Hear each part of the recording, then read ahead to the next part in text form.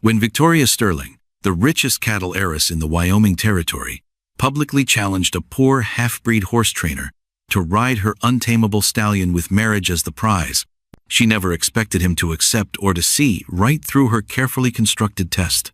As Daniel Crowfeather approached the violent black horse that had already broken 3 men, the entire town held its breath, unaware that both challenger and challenged were hiding secrets that would change everything. But could a man who understood broken horses also heal a woman's wounded heart? Thunder crashed across the Wyoming sky as Daniel Crowfeather pressed his back against the saloon wall, watching dust swirl down Silver Creek's main street. The year 1875 had brought nothing but trouble to their small town, and today felt different, like lightning waiting to strike. His worn boots shifted in the dirt as hoofbeats approached. Daniel's breath caught when he saw her riding through the heat waves like something from a dream. Victoria Sterling sat tall on her black horse, her green dress perfect despite the August sun that melted everything else. Behind her rode 3 cowboys, their hands never far from their guns. Everyone in the territory knew about Victoria Sterling. Her father owned more cattle than most men could count, and she'd turned down every rich man from Denver to San Francisco. Folks whispered she was waiting for someone special, but Daniel figured she was just too proud for her own good.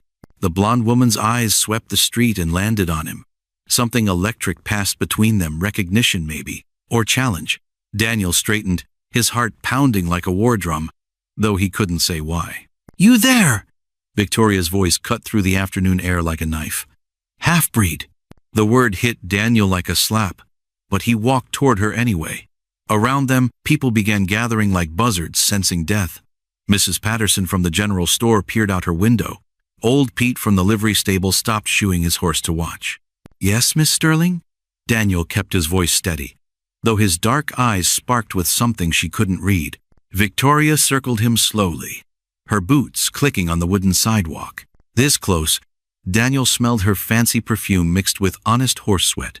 "I've heard talk about you," she said, studying his patched shirt and careful repairs on his boots. "They say you can ride anything with 4 legs. I try my best, ma'am." "Your best."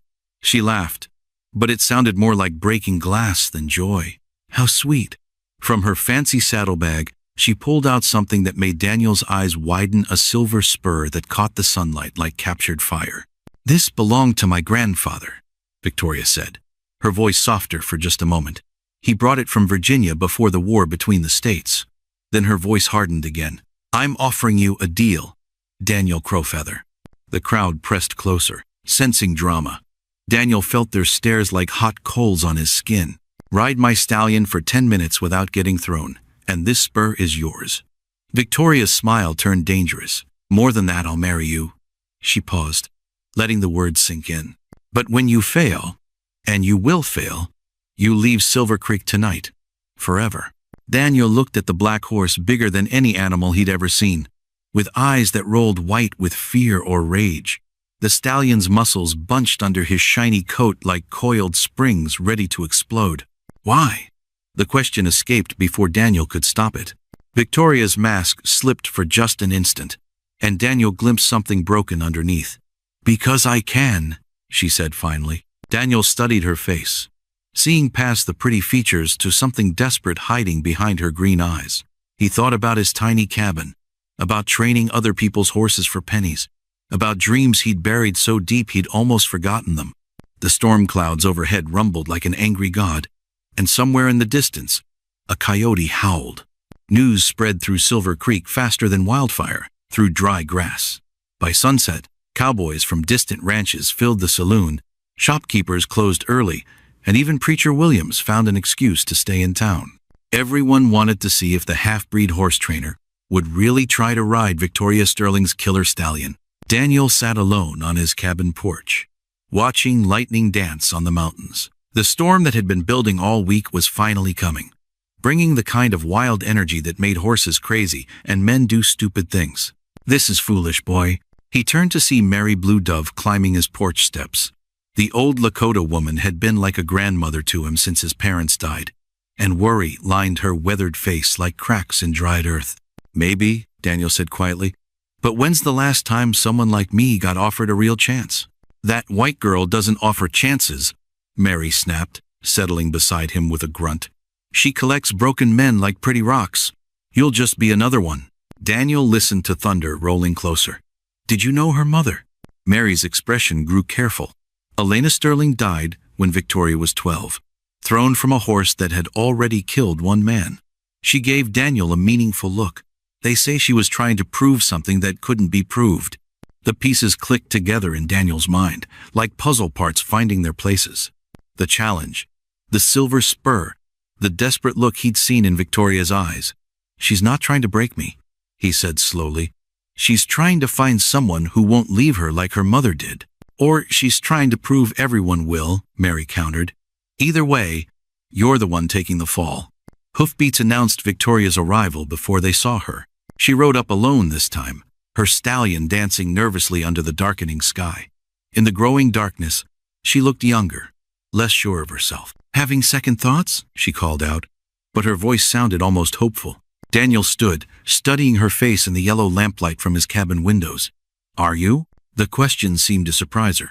For a heartbeat, her careful mask dropped, and he saw the scared girl hiding behind the bossy rich woman. I don't get second thoughts, she said, but her voice shook just a little. Everyone gets scared sometimes, Daniel said gently. The question is what we do about it. Thunder boomed overhead, closer now, and her stallion shied sideways. Victoria fought to control the big horse, and Daniel saw something that made his pulse quicken. She rode like someone who understood horses weren't just tools to be used, but partners to be respected. Storm's coming, she said, spinning the horse around. Tomorrow at noon. Don't disappoint me, Daniel Crowfeather. As she disappeared into the growing darkness, Daniel couldn't shake the feeling that tomorrow would change everything for both of them. The wind picked up, carrying the smell of rain and something else, something that felt like destiny riding on storm clouds toward Silver Creek. In the distance, a wolf howled, and Daniel shivered despite the warm night air. Lightning split the dark sky above Silver Creek as Daniel sat alone on his cabin steps, watching the storm roll closer. The wind carried whispers from town, people placing bets, making plans, telling stories about the crazy challenge between the rich girl and the poor horse trainer. You planning to get yourself killed tomorrow? Daniel turned to find Mary Blue Dove climbing his porch steps. The old healer's weathered face showed worry lines deeper than usual. She settled beside him with a grunt, her bones creaking like old wood. Maybe, Daniel said quietly. Or maybe I'll finally prove I'm worth something. Mary snorted. Boy, you've been worth something since the day you were born. Question is whether that spoiled Sterling girl knows what she's really asking for. Thunder rumbled overhead, making them both look up at the churning clouds. Daniel had grown up listening to Mary's stories about reading signs in nature. Tonight, the sky seemed angry about something. Tell me about Victoria's mother, Daniel said suddenly. Mary's hands stilled on her medicine bag. Elena Sterling? Why you asking about her? Just curious. Victoria mentioned her earlier, and there was something. Daniel searched for the right words. Something sad in her voice. The old woman was quiet for so long that Daniel thought she wouldn't answer. Finally she spoke, her voice barely audible over the wind. Elena was like a wild Mustang when she first came to Wyoming territory in 1868. Beautiful, spirited, full of fire. Randolph Sterling saw her at a dance in Cheyenne and decided he had to have her. Mary's voice turned bitter. He courted her like she was a prize to be won instead of a person to be loved. What happened to her? Same thing that happens to wild horses when you break them too hard. Mary stood slowly, her joints protesting. They either fight until they die, or they give up and become shadows of what they used to be. Before Daniel could ask more questions, the sound of hoofbeats interrupted them. Through the darkness, a rider approached at dangerous speed. Daniel recognized Pete Garrison even before the older cowboy's face became clear in the lamplight. Daniel! Pete called out, sliding from his horse before it fully stopped. We got trouble coming. What kind of trouble? Pete glanced at Mary, then back at Daniel. The kind that wears badges and follows orders from rich men. Sheriff Morrison just deputized 6 of Sterling's men. They're planning to arrest you tomorrow morning before the challenge. Daniel felt ice form in his stomach. On what charges? Disturbing the peace. Inciting public disorder. Sterling's got Judge Hartwell in his pocket, and they'll make something stick long enough to get you out of town. Pete's face was grim. There's more. That stallion Tempest? He ain't just mean, he's been drugged. Something to make him extra wild, extra dangerous. Mary hissed through her teeth. That man would risk killing an innocent horse just to prove a point? He'd risk killing Daniel too, if it meant keeping his daughter under control. Pete looked directly at Daniel. Boy, you need to run. Tonight. Before they come for you. Daniel stared out at the storm, feeling the weight of the decision pressing down on him. Run away and live, or stay and face almost certain death or imprisonment. But running would mean abandoning Victoria to her father's plans, leaving her trapped, just like her mother had been. I can't run, he said finally. You can't stay either, Pete argued. Not if you want to live through tomorrow. The wind picked up, rattling the cabin windows and sending tumbleweeds dancing across the yard. In the distance, Daniel could see lights moving in town. People preparing for tomorrow's show, unaware of the deadly game being played behind the scenes. Mary stood and placed a gnarled hand on Daniel's shoulder. Sometimes the bravest thing a man can do is live to fight another day. But as Daniel looked toward town, toward the place where Victoria waited, he knew he couldn't abandon her now. Not when she'd finally found the courage to make her own choice. The storm was coming and Daniel Crow Feather would meet it head on. Dawn crept over Silver Creek like a cat stalking prey, bringing with it the kind of tension that made horses nervous and dogs hide under porches. Daniel woke to find his small yard surrounded by townspeople who'd come early to claim the best viewing spots for the challenge. But mixed among the curious faces, he spotted something that made his blood run cold. Men wearing deputy badges who kept glancing toward his cabin with unfriendly eyes. Daniel! Victoria's voice cut through the morning air as she rode up on a gentle mare, not the dangerous Tempest. She looked pale but determined, her blue dress simple and practical instead of her usual fancy riding clothes. I need to talk to you, privately. The crowd parted as Daniel walked toward her, but he could feel the deputies watching every step. Victoria dismounted quickly and grabbed his arm, pulling him toward the side of his cabin where they couldn't be overheard. My father's planning something terrible, she whispered urgently. I overheard him talking to the sheriff last night. They're going to arrest you before the challenge begins. I know, Daniel said calmly. Pete warned me. Victoria's eyes widened. Then why are you still here? You should have run. And leave you to face your father alone? Daniel shook his head. That's not who I am. For a moment, Victoria just stared at him like she'd never seen anything quite like him before. You're either the bravest man I've ever met, or the most foolish. Maybe both. Daniel managed a small smile. But there's something else you need to know. Pete thinks Tempest has been drugged to make him more dangerous. Victoria went white as fresh snow. Father wouldn't. He couldn't. Your father would do anything to keep you under his control, even if it means getting me killed in front of half the territory. The sound of approaching horses made them both turn. Randolph Sterling rode into view with 6 armed men, their faces set with the grim purpose of men following orders they didn't necessarily like but wouldn't question. Victoria! Sterling's voice boomed across the yard. Step away from that man immediately. Instead, Victoria moved closer to Daniel, her chin lifting with stubborn pride. The challenge hasn't been canceled, Father. There won't be any challenge.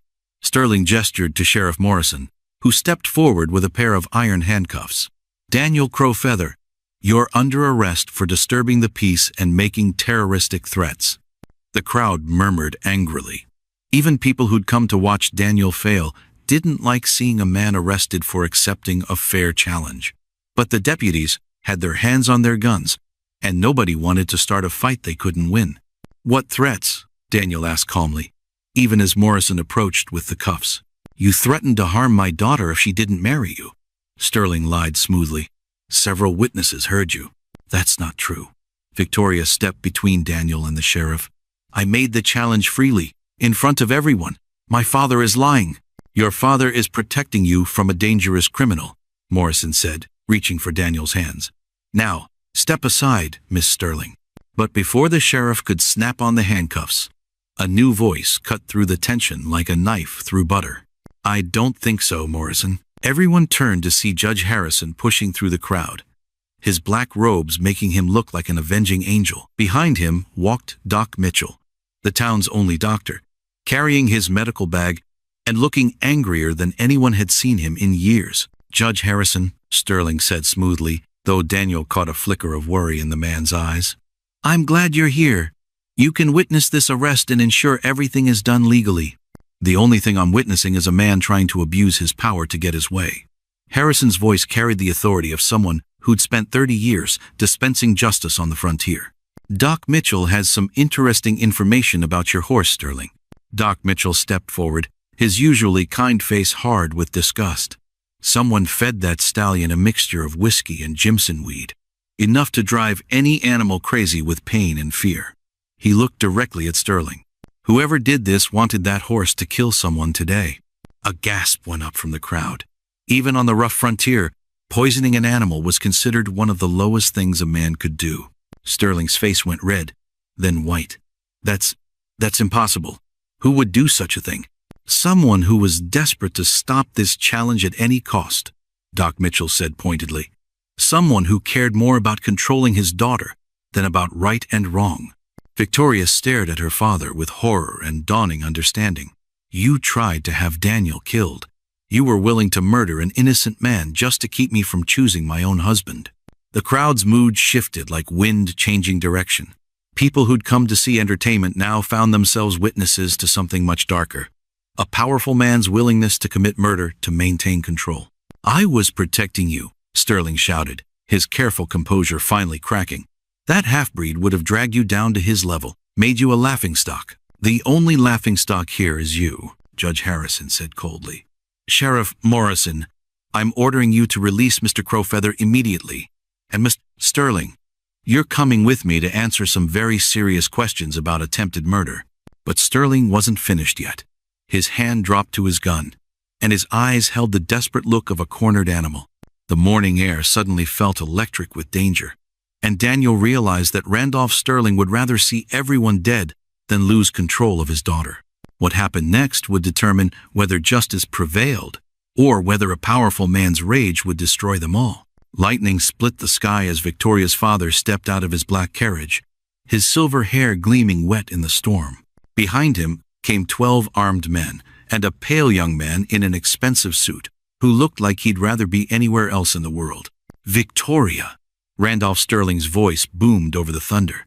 "What is this madness?" The crowd pressed closer, sensing drama better than any show they'd ever seen. Victoria's face went white as fresh snow when she saw the weak-chinned man beside her father. "Charles Whitfield," she whispered.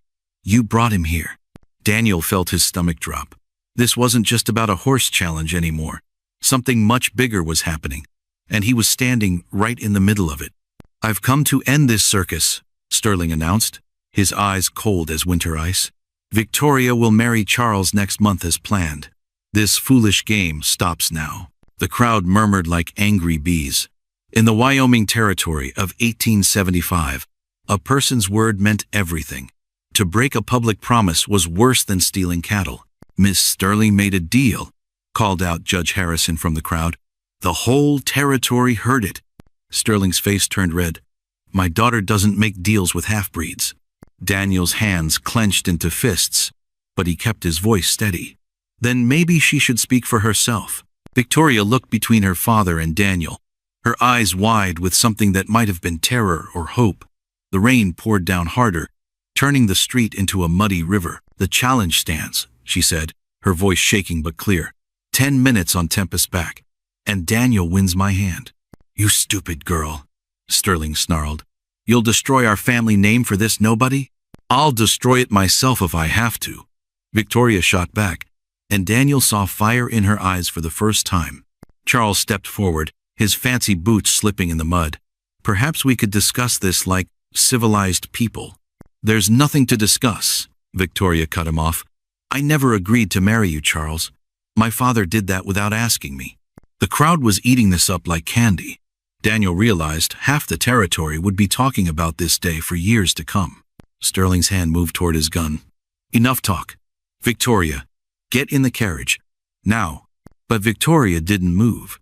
Instead, she stepped closer to Daniel, close enough that he could smell her fear mixing with her perfume. "You don't have to do this," she whispered. "My father's a dangerous man when he doesn't get his way. So am I. Daniel replied quietly, surprised by his own words. Sterling heard the exchange and his eyes narrowed. 10 minutes then, boy. When you fail, and you will fail, my daughter marries Charles, and you leave Wyoming forever. Daniel nodded, his heart hammering against his ribs. And if I succeed? You won't, Sterling said with a cruel smile. That horse has killed men better than you.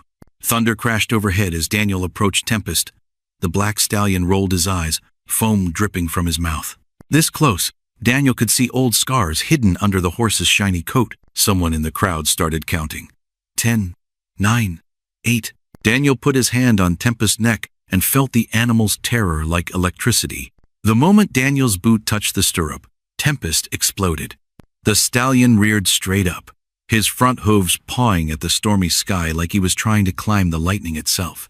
Daniel held on with his knees, feeling the raw power beneath him as Tempest came down hard and immediately launched into a series of bone-jarring bucks. The crowd scattered as horse and rider careened through the muddy street.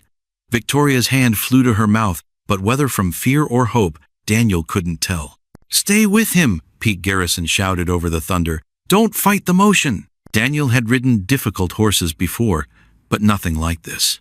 Tempest wasn't just trying to throw him off, he was fighting for his very soul. Each buck, each twist, each desperate leap was a scream of rage against every human who had ever heard him. Rain lashed Daniel's face as they crashed past the general store. Mrs. Martinez grabbed her children and pulled them inside. The preacher dropped his Bible in a puddle as he dove for cover. But slowly, something began to change. Daniel stopped trying to control Tempest and started listening to what the horse was telling him. The pattern of bucks, the direction of his movements, the way he kept turning toward the open country beyond town. Tempest didn't want to hurt anyone. He wanted to run free. "Easy, boy," Daniel whispered, leaning low over the stallion's neck. "I hear you." Tempest's ears flicked back at the sound of his voice. For just a moment, the violent bucking softened into something that looked almost like dancing. "He's settling!" Victoria cried, hope breaking through her fear. But Sterling wasn't done. "Jenkins," he barked at one of his men. "Fire a shot over their heads. Spook the horse." The gunshot cracked like lightning, and Tempest went wild again.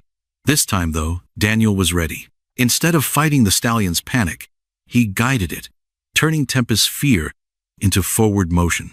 They galloped through Silver Creek like the storm itself had taken horse form, past the saloon where men pressed their faces against rain-streaked windows, past the church where the bell tower seemed to sway in the wind, past everything civilized and safe, heading for the wild country that called to something deep in both their hearts. "Where are they going?" Charles demanded, his voice high with panic.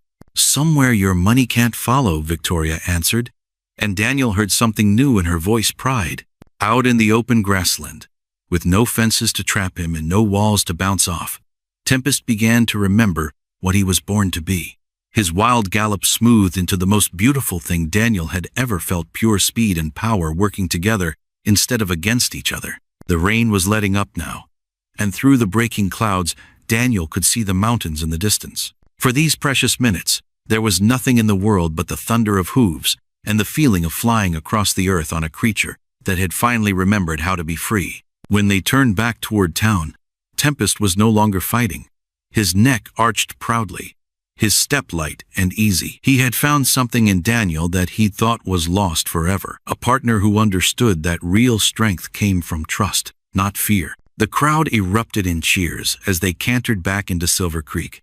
Daniel dismounted smoothly, and Tempest stood calmly beside him, no longer the wild, dangerous animal of minutes before. "Time!" Judge Harrison called out. 12 minutes, and the rider never touched the ground. Victoria stared at Daniel, her eyes shining with something that might have been wonder. But what would her answer be when he asked for her hand? Victoria's wedding dress lay torn and muddy in the Silver Creek church, abandoned like a broken promise. 3 days had passed since Daniel rode Tempest, and nobody had seen the cattle heiress since she galloped away from her father's furious shouts. The townspeople whispered that Randolph Sterling had locked her in the ranch house, but Pete Garrison knew better. "She's hiding in the old line shack up Devil's Canyon," Pete told Daniel as they sat in Mary Blue Dove's kitchen. "Been there since Sunday night. Scared to come down." Daniel's coffee grew cold in his hands. Scared of what? Her father's not giving up. He sent word to that banker's boy in Denver. Charles Whitfield arrives tomorrow with a preacher and a marriage license already signed. Pete's weathered face looked grim. Sterling plans to drag Victoria to the altar, whether she agrees or not. Mary set down her herb tea with a sharp click. That man thinks he owns everything in this territory, including his own daughter. Victoria won't go along with it, Daniel said. But doubt crept into his voice. Won't she? Pete asked quietly. Girl's been fighting her father's iron fist for 24 years. Maybe she's finally ready to give up. Daniel stood abruptly, pacing to the small window. Outside, storm clouds gathered over the mountains again. Something twisted in his chest, not jealousy exactly, but the horrible possibility that Victoria might choose safety over freedom after all. There's more, Pete continued reluctantly. Sterling's spreading word that you cheated somehow. Says no half-breed could ride Tempest fair and square. He's got some of his hands claiming they saw you drug the horse. That's impossible, Mary snapped. Half the territory watched that ride. Truth doesn't matter when you've got Sterling's money backing the lies. Pete's voice carried years of bitter experience. He's already convinced Judge Morrison in the county seat. New judge owes Sterling favors. Daniel felt the walls closing in. Even if he could prove his innocence, how long would it take? Days? Weeks? By then, Victoria would be married to Charles Whitfield, and Sterling's version of events would become accepted fact. I have to talk to her, Daniel decided. Devil's Canyon's a hard ride, especially in this weather, Pete warned. And Sterling's got men watching the trails. Then I'll have to be careful. Daniel reached for his coat, then paused. Pete, why are you helping us? You could lose everything. The older cowboy was quiet for a long moment. Your mother saved my life once, back in 1868. Pulled me out of a flash flood when I was too proud to ask for help. His eyes met Daniel's. Some debts can't be repaid, only passed forward. The ride to Devil's Canyon took 4 hours through increasingly rough country. Daniel pushed his mare hard, following deer paths and cattle trails to avoid Sterling's patrols. Rain began falling again as he climbed toward the tree line, turning the rocky path treacherous. He found Victoria sitting on the cabin's covered porch, wrapped in a blanket, staring out at the storm. She looked smaller somehow, younger, like the scared girl she'd hidden beneath her proud exterior. I wondered when you'd come, she said without looking at him. Daniel tied his horse and climbed the steps. Your father's men are looking for you. Let them look. Her voice sounded hollow. It doesn't matter anymore, doesn't it? Daniel sat beside her on the rough wooden bench. 3 days ago, you were ready to choose your own life. What changed? Victoria finally turned to face him, and he saw tears in her eyes. I realized what my choice would cost you. My father will destroy you, Daniel. He'll make sure you can never work in this territory again. He'll spread lies until no one will trust you with their horses. Her voice broke. I won't let my selfishness ruin your life. What if that's my choice to make? Don't you understand? There's no winning against him. He has money, influence, power. We have. She gestured helplessly. What do we have? Daniel was quiet for a moment, listening to the rain on the cabin roof. Then he spoke, his voice gentle but certain. We have each other. We have the truth. And we have something your father will never understand. What's that? We know that some things are worth fighting for, even when you can't win. Dawn broke clear and cold over Silver Creek, but the main street buzzed with nervous energy. Charles Whitfield had arrived on the morning stage with his traveling preacher, a thin man in black who clutched his Bible like a weapon. Word spread quickly that the wedding would happen at noon, whether Victoria Sterling agreed or not. Daniel rode into town alone, his jaw set with quiet determination. He'd left Victoria at the line shack, still uncertain, still afraid. But he'd made his own choice during the long night of thinking and talking under the stars. You're either very brave or very stupid, Mary Blue Dove observed as Daniel tied his horse outside her shop.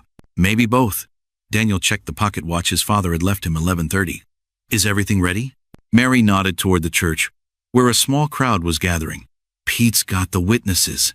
Judge Harrison rode in an hour ago, madder than a wet cat about Sterling, trying to bypass territorial law. And Tommy Martinez has been posting those papers you asked for all over town. Daniel smiled grimly. Let Sterling try to control information when every bulletin board and storefront window carried the truth copies of the original challenge, signed witness statements from the horse ride, and most importantly, territorial law regarding forced marriage. Judge Harrison had been very helpful in that regard. "There she is," someone called out. Victoria rode down Main Street, flanked by two of her father's hands, her face pale but composed. She wore a simple blue dress, not wedding finery, Daniel noted with relief. Behind them came Randolph Sterling in his black carriage, his face thunderous. The small procession stopped in front of the church. Sterling climbed down, his movements sharp with barely controlled rage. "Get this over with," he barked at the preacher. "I want them married and gone before." "Before what?" Judge Harrison stepped out of the crowd, his territorial badge glinting in the sunlight. "Before someone points out that forced marriage is illegal in Wyoming territory?" Sterling's face went red. "No one's being forced. Victoria has consented." "Have you?" Judge Harrison asked Victoria directly. "Do you consent to marry Charles Whitfield of your own free will?" Victoria looked at her father, then at the nervous banker's son, then across the crowd to where Daniel stood watching. For a moment that seemed to stretch forever, nobody moved. Victoria's voice caught. "I can't." "You can, and you will," Sterling exploded, grabbing her arm. "I won't have my family name disgraced by—" "Let her go." Daniel's voice cut through the angry murmur of the crowd. Sterling whirled to face him. "You. This is all you're doing, you half-breed." "That's enough." Judge Harrison's voice carried the full weight of territorial authority. "Mr. Sterling, you will release your daughter immediately, or I'll have you arrested for assault." "Assault? She's my daughter. She's a grown woman with legal rights," Harrison replied firmly. "Rights that include choosing her own husband." Charles Whitfield stepped forward nervously. "Perhaps we should postpone." "There's nothing to postpone," Victoria said suddenly, her voice growing stronger. "I've made my choice." She pulled free from her father's grip and walked across the street to Daniel. The crowd held its breath. "Daniel Crowfeather," Victoria said formally, loud enough for everyone to hear. "3 days ago you met the terms of my challenge fairly and honorably. The question remains, do you still want to marry me?" Daniel looked into her eyes and saw not the scared girl from the line shack, but the woman who'd had the courage to make an impossible wager in the first place. "Yes," he said simply, "if you'll have me." Victoria smiled, the first genuine smile he'd seen from her in days. "Then let's get married. Right now, before my father thinks of something else." Judge Harrison stepped forward with a grin. "I'd be honored to perform the ceremony." What happened next would be talked about in Silver Creek for generations. Right there in the muddy Main Street, surrounded by half the territory, and over Randolph Sterling's furious objections, Victoria Sterling married Daniel Crowfeather in a ceremony that lasted exactly 4 minutes and changed everything. As they kissed to seal their vows, Tempest whinnied from where Pete held him at the edge of the crowd, a sound of pure joy that seemed to echo off the mountains themselves. Sterling stormed away in his carriage, taking Charles Whitfield and the bewildered preacher with him. But the crowd stayed, cheering and celebrating, as the newlyweds climbed onto Tempest together and rode toward their new life. Later, people would say it was the most romantic thing they'd ever witnessed.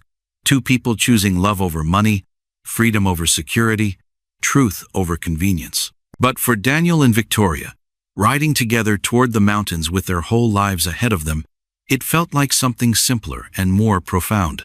It felt like coming home.